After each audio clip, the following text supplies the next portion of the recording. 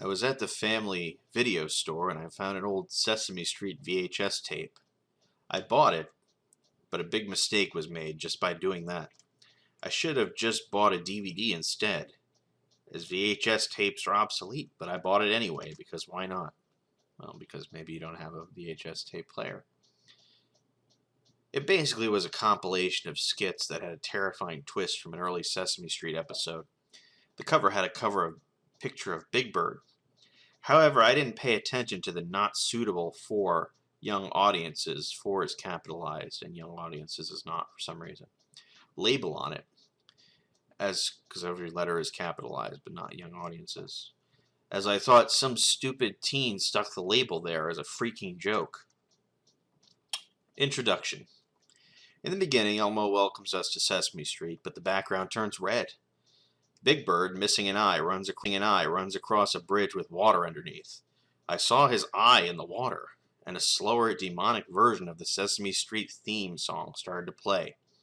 Elmo eats the organs out of a kid, laughing while he's eating it. Well, that was pretty just direct. Within 3 sentences, Elmo's eating the organs of a kid. It's like, dude.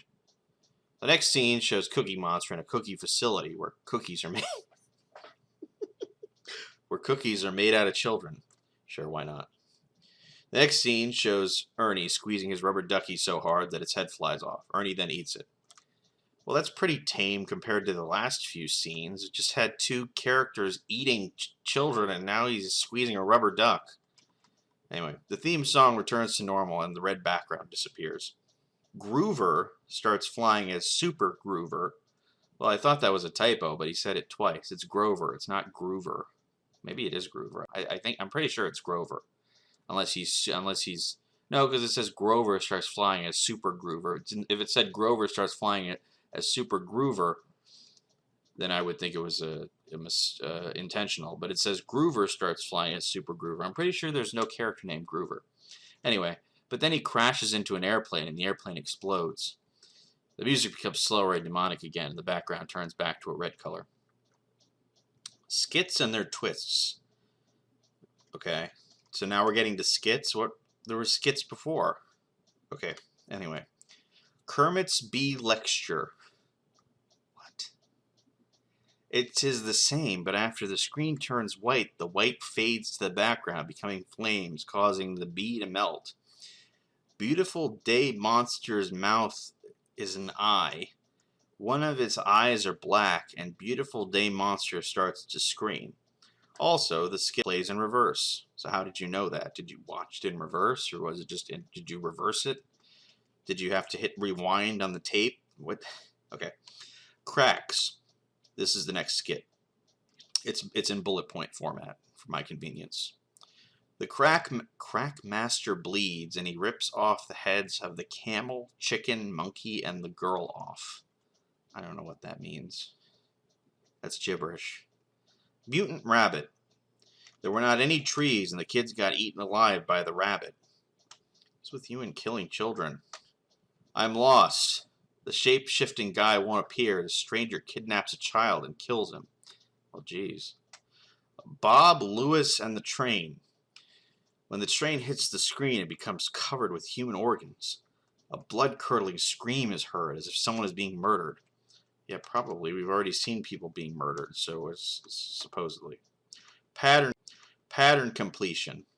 The pattern space, when revealed, makes the sound of a demonic laugh when revealed.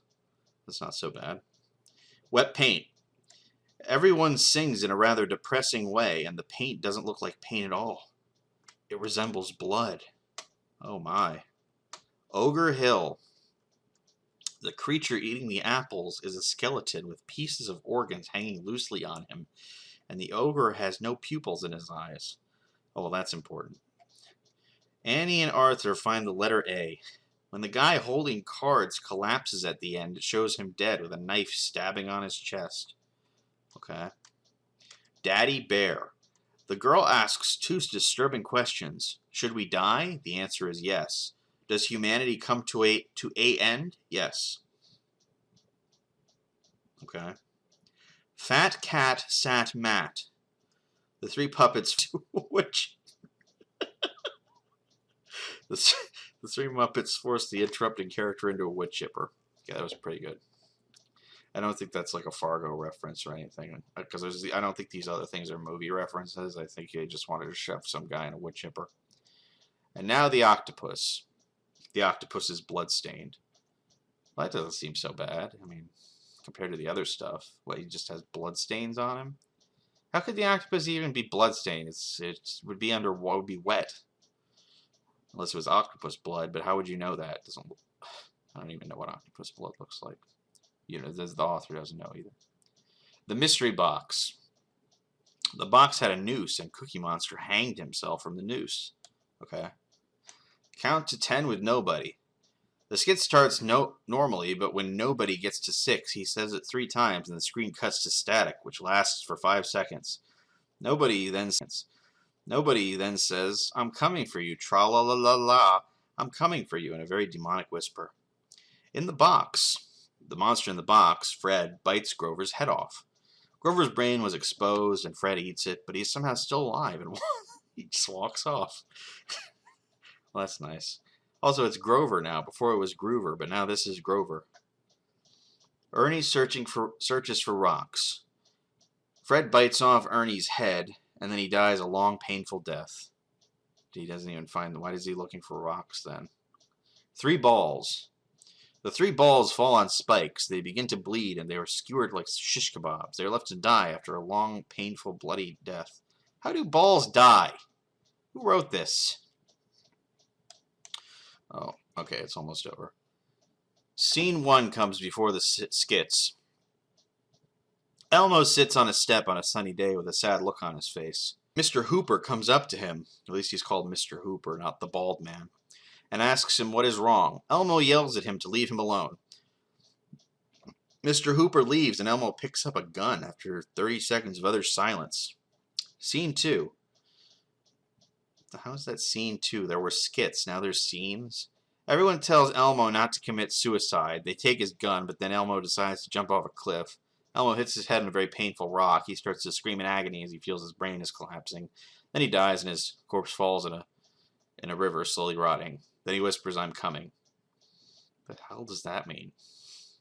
So he accidentally commits... No, I guess he attempted suicide. He just died. Okay, anyway.